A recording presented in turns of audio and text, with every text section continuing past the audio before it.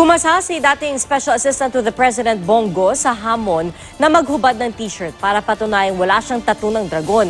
Kasunod po ito ng alegasyon na isang bikoy sa kanyang ikatlong video sa social media na nagdadawit kay Go sa iligal na droga. Di pa inilalahad ni Bikoy ang pagkakakilanlan niya at dinadya kung saan galing ang kanyang mga alegasyon. May-report si Cedric Castillo. Agad ang pangalan niya sa mga dokumento.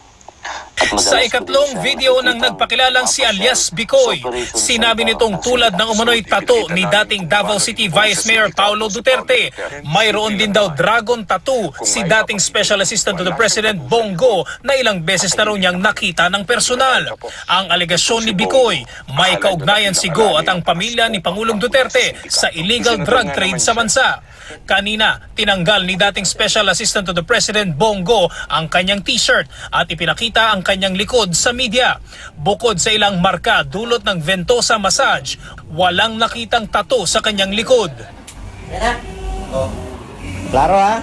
Sana matapos na itong storya. Hindi na pinakunan ni Go sa mga kamera ang kanyang harapan, pero nang ipinakita niya ito sa mga miyembro ng media, wala ring tatong nakita.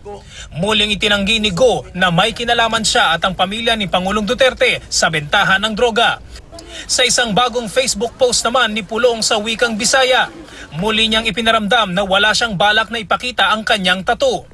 Tanong niya sa mga humahamon sa kanya, bakit daw hindi magpagawa ng sarili nilang tattoo sa halip na pakialaman ang sa kanya. Ilang taon daw itong ginawa, pinaghirapan, ginastusan, nagpakalasing pa raw siya at pinawisan sa sigaw dahil sa sakit. Tapos gagawin lamang daw na pulutan.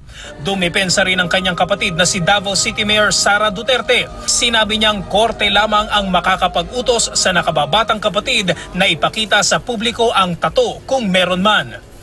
Cedric Castillo, GMA News.